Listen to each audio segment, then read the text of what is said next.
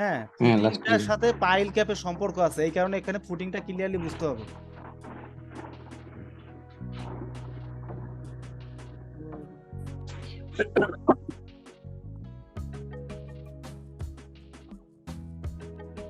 Coating এ যদি pile দরকার হয় তাহলে কি আমরা পাইল ডিজাইনও করব সাথে সাথে? হ্যাঁ, এখানে তো ক্যাপাসিটি দেওয়া আছে, যদি হুম হুম হুম ক্যাপাসিটি হুম ফিল আপ না করে বুঝতে হবে হুম, পাইল লাগবে। এটা হচ্ছে আপনি বুঝতে হুম। পারবেন এটা। আমি একটু figure drawing picture folder section.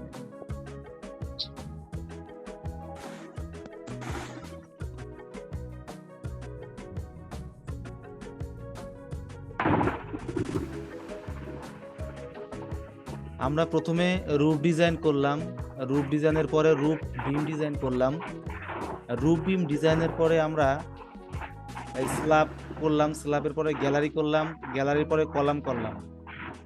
এখন আমাদের করতে হবে এই যে এখানে যে ফুটিংটা আছে এই ফুটিং ডিজাইনটা করতে হবে। এখন আমরা আসি ফুটিং ডিজাইনে। আমরা প্রথমে যেটা আমাদের কাজ করতে হবে সেটা হচ্ছে আমাদের ফুটিং এ লোড বা ক্যালকুলেশন। F1 যাই নাম দেয় না কেন, এখানে কি কি দেয়া আছে? Allowable bearing capacity of soil at a depth of 6 feet from GL 3 KSF, মানে গ্রাউন্ড লেভেল থেকে 6 ফিট নিচে এই বিয়ারিং ক্যাপাসিটি কত? 3 KSF, 3 TSF। 3 kilo pound per square feet. আচ্ছা, এখন দেখেন আমরা প্রথমে লোড ক্যালকুলেশন করলাম। লোড ক্যালকুলেশন আমাদের কি? Self weight of footing. Self weight of footing আমরা জানি ওই কলামের উপর টোটাল ডেড লোড আর লাইভ লোড এর 10% হচ্ছে ফুটিং এর weight. Dead load plus live load এর 10% হচ্ছে ফুটিং এর ওয়েট। এই ডেড লোড লাইভ লোড আমরা কোথায় পাইছি? এটা হচ্ছে কলামের লোড। আমরা একটু কলামে গিয়ে দেখি, এর আগে যে আমরা কলাম ডিজাইন করছি।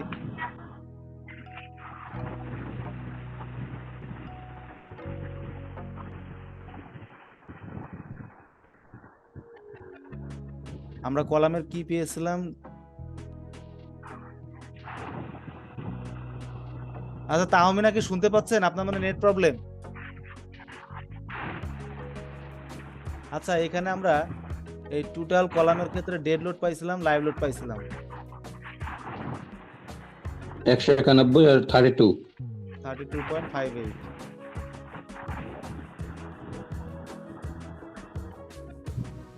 এই এর 10% হচ্ছে ফুটিং এর ওয়েট। এখন আসি শর্ট আচ্ছা। Column wait.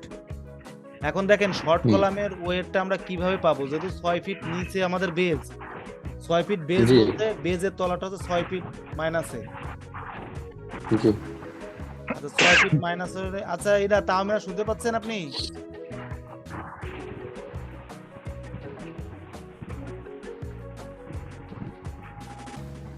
তাহমিনা শুনতে পাচ্ছে নাকি কথা বলে না? আর যাই হোক, এটা কিন্তু ইম্পর্টেন্ট, এই ফুটিং ডিজাইন কিন্তু ইম্পর্টেন্ট। আচ্ছা, এই 6 ফিট, তাহলে আমরা আমরা একটু ফিগারে দেখি। এটা জিএল লেভেলটা হচ্ছে এটা। হুম। এই জিএল লেভেল এখানে আসলে 2 ফিট নিচে, এই যে ফ্লোর থেকে লেভেল থেকে 2 ফিট নিচে হচ্ছে 2 ফুট জিএল। নিচে আছে জি লেভেল। হুম 2 ফিট নিচে আছে। আর এই হুম। জিএল থেকে আবার এই 6 ফিট নিচে 5 হচ্ছে, ফুট নিচে ফুটিং আছে। হ্যাঁ এটা হচ্ছে এখান থেকে এটুকু কত? 6 ফিট এই জিএল থেকে। হুম। 6 ফিট আর এটুকু আছে 2 ফিট।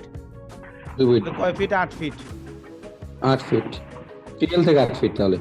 হ্যাঁ, তাহলে শর্ট কলাম হবে 8 ফিট। এখানে আসলে আমি ওই তাড়াতাড়ি করছি তো এটা 6 ফিট লিখছি। তারপর 6 ফিট লিখে দিলেও হবে, ভুল হবে না আর কি। ঠিক আছে, আপনারা 8 ফিট দিয়েই গুণ দিবেন বা 6 ফিট ধরেও যদি গুণ দেন, মানে শর্ট কলামের ওয়েটটা আমরা জানি কলাম কত? 24/28। 2 ফুট 4 ফিট। হুম, এখন ওই 24/48 আর কি। 2.25 হলো কেন বলেন তো? 2.25 আর 4.25। Clear cover, clear cover 336। হ্যাঁ, ওয়াটার ফেস আর আর্থ ফেসে ক্লিয়ার কভার 3 ইঞ্চি। হুম। এই কারণে এটা, তাহলে আমরা কলামের ওয়েটটা পাইছি, শর্ট কলামের ওয়েট। ভাই এখানে আমরা যদি ক্লিয়ার কভার কিনেছি 2 পাশে 3 3 6 নিচ্ছি না, হ্যাঁ ফাইনালে 0.5 এটা কত হবে? মানে 2.50 4.50 কত ছিল না? ও শর্ট কলাম গোরস ওটা ভুল হয়েছে, তাই ওইটা আর কি ওই ওই তাহলে দুই পাশেরটা যোগ হবে আর কি। তাই না, মানে 2.5 4.5 ইনটু হ্যাঁ হ্যাঁ 8। হ্যাঁ, তাহলে 2.5 ইনটু ইউনিট ওয়েট প্লাস 8, তাই 8.60 হলো। হ্যাঁ জি।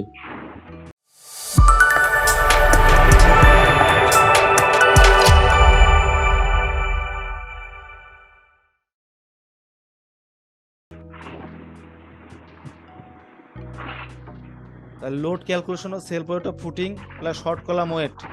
আমরা ডিজাইন করতেছি ফুটিং, এই কারণে আমরা ফুটিং নিয়ে চিন্তা করব। আচ্ছা তাহলে ফুটিং এর উপর এই শর্ট কলাম আছে, এই শর্ট কলাম জি। Plus self weight of footing, এই দুটো হচ্ছে আমাদের লোড, হ্যাঁ, দুইটা ডেড লোড। দুইটাই ডেড লোড। আচ্ছা, এখন দেখেন আমাদের এখন এই সাইজ অফ ফুটিং আমরা কি বের করি? Unfactored by bearing capacity. হ্যাঁ, দুটো বের করছি। কলামের dead load plus live load, footing এর weight plus short column weight, এই তিনটাকে বিয়ারিং ক্যাপাসিটি ভাগ দিলে আমরা কি পাবো? ফুটিং এর সাইজ। তাহলে এটা আলাদাভাবে বসাইছি, বিয়ারিং ক্যাপাসিটি 3 দিয়ে ভাগ দিছি, তাহলে কি ফুটিং এর স্কোয়ার ফিটটা বেরোলো। এই যে বলছি। আচ্ছা তাহলে নাকি শুনতে পাচ্ছেন? দুটো বই দাও, এইটা নয় খাতায় যেখানে লেখ। তাহলে ফুটিং সাইজ হচ্ছে 85.56 স্কোয়ার ফিট। তামিনা সাউন্ড শুনতে পাচ্ছে না। সম্ভবত নেটে হয়তো সমস্যা। ও আবার ই করছে নাকি, মুট আনমিউট করছে নাকি? না না, মিউট করে নাই। আচ্ছা হয়তো দেখতেছে। আচ্ছা তাহলে আমরা ফুটিং সাইজ পেয়ে গেলাম। ফুটিং সাইজ এটাকে স্কোয়ার ফিট করলে 9 fit 3 inch by 9 fit 3 inch.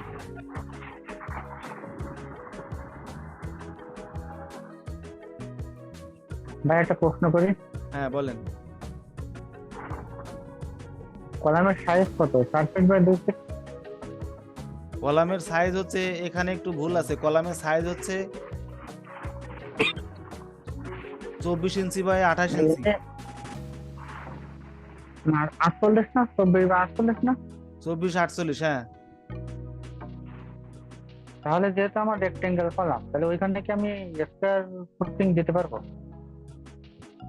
Rectangular column তা কি করবেন তখন? ফুটিংটা স্কয়ার করতে পারবে কিনা, রেক্টেঙ্গল না করে? আচ্ছা আচ্ছা, হ্যাঁ এইটা শুনুন, এইটার সাথে এটার কোনো সম্পর্ক নাই। মানে আপনি যেভাবে দেন না কেন, আপনি যদি রেক্ট্যাঙ্গুলার দেন তাতেও হবে, আবার যদি স্কয়ার দেন তাতেও হবে।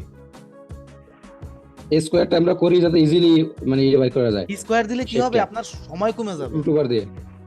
আর যখনই আপনি এই রেক্ট্যাঙ্গুলার করবেন তখন আপনাকে দুই পাশের রিইনফোর্সমেন্ট হিসাব করতে হবে, আলাদা করতে হয়, ঝামেলা হয়, তো আলাদা আলাদা চেক করতে হয়, বুঝছেন? খুব সেটা ঝামেলা। বুঝতে পারছি, কিন্তু ওই হ্যাঁ সে আমি বুঝছি, কিন্তু দেখা যাচ্ছে আপনার ওই স্যাররা আবার বিষয়টা কিভাবে নেবে আর কি, মানে না তারা না কি না, ওইভাবে সমস্যা নেবে না, করবে? আপনার চেকে যেতে হবে। যখন আমরা এগুলি চেক করব না, এই যে কিছু চেক আছে, ওই চেকই আপনাকে বলে দেবে কলাম ঠিক, ফুটিং ঠিক আছে। আচ্ছা আচ্ছা ঠিক কিন্তু আছে। প্র্যাকটিক্যাল লাইফে আপনি যেভাবে ব্যবহার করেন ওইটা নির্ভর করে কিসের উপর?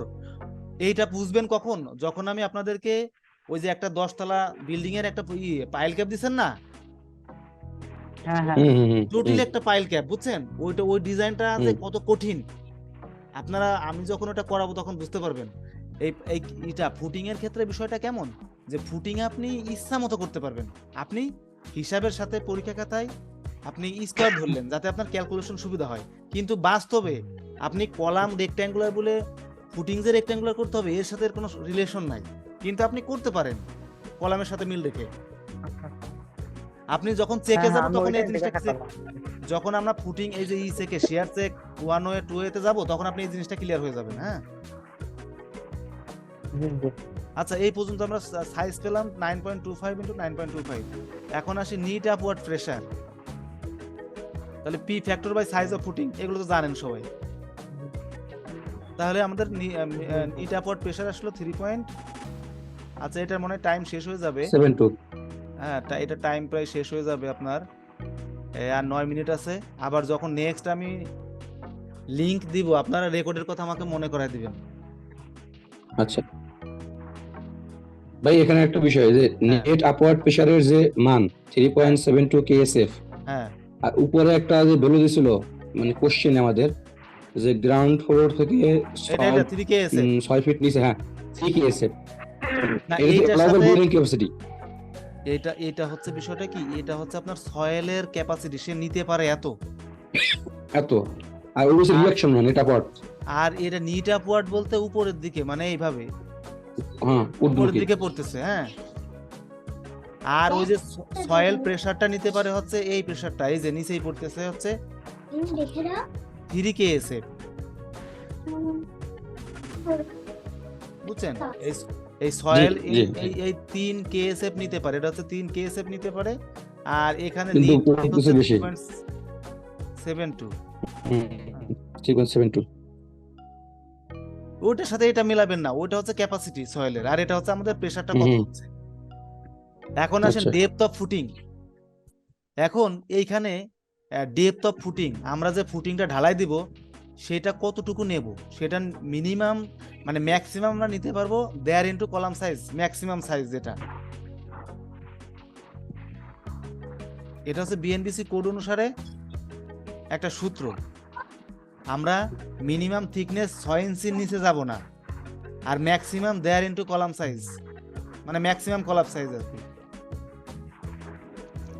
তাহলে ম্যাক্সিমাম কলাম সাইজ আছে কত, 48 ইঞ্চি, আর দেয়ার 72 ইঞ্চি। কিন্তু আসলে আমরা তো এই ফুটিং এত এত মোটা দেব না, ঠিক আছে। আমরা এটাকে ধরছি 20 ইঞ্চি। এখন এইখানে কারোর কোশ্চেন আছে কিনা বলেন। এখানে আমি জিনিসটা বুঝতে পারি না, আরেকবার ভাইয়া। যেমন ডেট হলো 1.5 ইনটু, আমরা যে এই যে ফুটিংটা ডিজাইন করতেছি, হ্যাঁ ফুটিং এর যে ঢালাইটা, জি। মানে এটাকে ডি বলতেছি, যেমন আমরা স্ল্যাবের ক্ষেত্রে ডি বলছি, এটাকে ডি বলতেছি। ডি বলতেছি, রাইট। এখন এই ডি এর মানটা আসলে স্পেসিফিক কোনো সূত্র নাই, বা এই ডিটা কিভাবে ব্যবহার করব। আচ্ছা এই ডিটা একটা ধরে আচ্ছা, নিতে আচ্ছা। হয়, এইটা ধরে নিয়ে চেক আচ্ছা। করে দেখতে হয় যে এটা ওকে আছে কিনা। আচ্ছা আচ্ছা, কারণ আপনাকে পরীক্ষা খাতায় এমন একটা ধরতে হবে যেন বারে বারে না ধরে চেক করতে হয়। বুঝছি। আপনাকে একবার যদি একবার হয়ে যায় ধরতে হবে। এরকম ভাবে। এখন এইখানে আমরা সর্বোচ্চ এটাকে 72 ইঞ্চি ধরতে পারি, আর মিনিমাম বিএনবিসি কোড অনুসারে 6 ইঞ্চি ধরতে পারি। এটা হচ্ছে একটা থাম্ব রুল। আচ্ছা আচ্ছা, থামরুল কিন্তু ফুটিং তো 6 ইঞ্চিতে কভার হবে না, হবে না। তাহলে ধরতে পারবো না। এখন এইখানে কথা আছে যে এইখানে হচ্ছে আমরা 72 ইঞ্চি ধরলাম না, কারণ এত বড় ফুটিং আমাদের দরকার নাই, এই জায়গায় লোড খুবই নাই। কম। সাধারণত আপনার এই 1.5 ফিট 2 ফিট 2.5 ফিট মানে 1.5 নিচে ধরবেন না, 15-16 ইঞ্চির নিচে 18 ইঞ্চির নিচে কোনো ফুটিংই ধরবেন না, সিঙ্গেল ফুটিং হলে। আচ্ছা আচ্ছা, এখন এই ধরাটা ঠিক আছে কিনা সেটা আমরা বুঝবো হচ্ছে ওই চেক করতে গেলে, কিন্তু আসলে পরীক্ষা খাতায় তো এইভাবে হিসাব করা যায় না যে কিভাবে আসলে ধরবো। তা এইটা মিনিমাম আপনারা 18 ইঞ্চি ধরবেন, কিন্তু যত মানে বেশিও ধরা যাবে না কমও ধরা যাবে না, এটা ধরে চেক করতে হবে। তা এরকম যেমন আপনি ডিজাইন করতে করতে কি আপনার একটা প্র্যাকটিস হয়ে যাচ্ছে, তখন আপনি ওই ধাঁচের অঙ্ক আসলে কিছু কিছু জিনিস আপনাকে মনে রাখতে হবে যে এটা ধরলে এটা এক চান্সে মিলে যাবে, ঠিক আছে। এখন এইখানে 20 ইঞ্চি ধরলাম কিভাবে, এখানে একটা থিওরি আপনাকে ফলো করতে হবে। যদি আমরা ফিগারে যাই,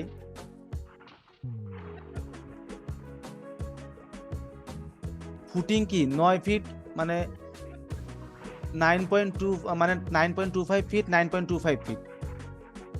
আমরা আমাদের মনে আছে কিনা যে আমরা বিমের ক্ষেত্রে বিমের স্প্যান যা থাকবে তত ইঞ্চি আমরা ধরতাম কি বিমের ডেপথ, ডেপথ। এখন এইখানে আপনি এই প্যারামিটার ঘুরে ঘুরে চেক করতে পারেন। তাহলে এটা আছে কত 9.25 ফিট, 9.25। তার মানে 9 ইঞ্চি ধরে আপনি চেক করতে পারেন। 9 ইঞ্চি যদি ফেল করে তাহলে আপনি আচ্ছা। এই এদিকের অর্ধেক ধরে চেক করতে পারেন। 9 তাহলে কত 9 আর 4.5 কত 13.75। 13.75 ধরে চেক করতে পারেন। না হলে এই দুই প্যারামিটার নিলে 9 না 18 ইঞ্চি ধরে চেক করতে পারেন। না হয় এটার এই পর্যন্ত আসতে পারেন। মানে এইভাবে আপনি যদি ঘুরে ঘুরে থিকনেসটা নেন, ঘুরে ঘুরে থিকনেসটা নিলে আপনার দেখবেন যে একটা জায়গায় মিলে গেছে। আমি এইখানে কি চিন্তা করছি, এই দুইটা প্যারামিটার নিছি, 9 9 18 ইঞ্চি, ওই 18 ইঞ্চি না নিয়ে 20 ইঞ্চি ধরছি। 20 ইঞ্চি। আচ্ছা। কারণ এই জিনিসটা কি আমার একটা ডিজাইন করতে করতে অভিজ্ঞতা হয়ে গেছে, এই কারণে আমি এমন একটা থিকনেস ধরছি যাতে এটা ফেল না করে।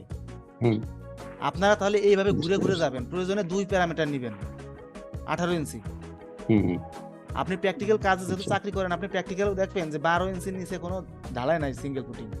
12 16 18 এরকম মানে জোর সংখ্যায় দেয়, অনেকে বেজোর সংখ্যা দেয়, যা আসে। এই পর্যন্ত কারোর কোশ্চেন আছে কিনা এই থিকনেসের ক্ষেত্রে? এই থিকনেসটা কিন্তু ধরাটা কঠিন, এইটার উপরে নির্ভর করে আপনার ডিজাইনটা তাড়াতাড়ি হবে কি হবে না। এইখানে যদি আপনি ভুল ধরেন, আপনি ডিজাইনে চেক করতে করতে আপনার টাইম চলে যাবে, পরীক্ষার খাতায় লিখতে পারবেন না। এই পর্যন্ত কোশ্চেন আছে কিনা কারোর? না, কোশ্চেন নেই আমার। ওয়াব ভাই, জি ভাই, কোশ্চেন আছে এই পর্যন্ত? হ্যাঁ আগে যান। ওই যে আপনার ওই যে কোনো দুই সাইডের মাপ হিসাবেই তো আর কি ধরলে আমার হচ্ছে। হ্যাঁ, ওই আপনি এই প্যারামিটার দিয়ে ঘুরবেন চেক করতে থাকলে, মানে প্র্যাকটিক্যাল হোক আর পরীক্ষা খাতায় হোক, প্রথমে 9 ধরে করবেন, 9 ধরে আসলে ধরা যাবে না। তারপর অর্ধেকে আসলেন, না হয় পুরাটাই নিলেন 9 9 18, না হয় 3 নং 27, না হয় 4 নং 36। এটা সব ফুটিং এর ক্ষেত্রেই, সেটা পাইল ক্যাপ হোক যাই হোক, ঠিক আছে? আচ্ছা আচ্ছা, দেখবেন মিলে। আমাদের উদ্দেশ্য হচ্ছে আমি যে থিকনেসটা ধরতেছি সেই থিকনেসটা চেক করলে মিলে যাচ্ছে কিনা, মিলে গেলে আপনার ডিজাইন ওকে, তাতে রেক্ট্যাঙ্গুলার ধরেন আর স্কয়ার ধরেন। জি ভাই। আচ্ছা, এটা গেল। আর রেক্ট্যাঙ্গুলার আর স্কয়ার ধরতে হয় কখন? যখন আপনার ওই আপনার লেআউটটা দেয়া থাকে, আপনি ইচ্ছা করলে স্কয়ার যেতে পারতেছেন না, কারণ আপনার ওই পাশে জায়গা নাই, তখন আপনাকে আসতে হবে ট্রাপিজয়েডাল ফুটিং অথবা ক্যান্টিলিভার ফুটিং। ওইটা নির্ভর করে যখন এরিয়া দেয়া থাকবে। আর এরকম যখন সিম্পল করবে না, এখানে তো জায়গার পরিমাণ দেওয়া নাই, আপনি ইচ্ছা মতো করতে পারতেছেন, ঠিক আছে? এই ক্ষেত্রে আপনাকে স্কয়ার ধরে তাড়াতাড়ি ডিজাইনটা সেরে ফেলতে হবে পরীক্ষার খাতায়। জি জি। আচ্ছা, এই এই এই ভিডিওটা আমি অফ করে দিই, মানে 2 মিনিট পরে ক্যান্সেল হয়ে যাবে, তো রেকর্ডটা ভালো হবে না। যাই হোক, আমরা এই পর্যন্ত শিখলাম ফুটিং এর, সিঙ্গেল ফুটিং এর ডেপথ বের করা যায় কিভাবে।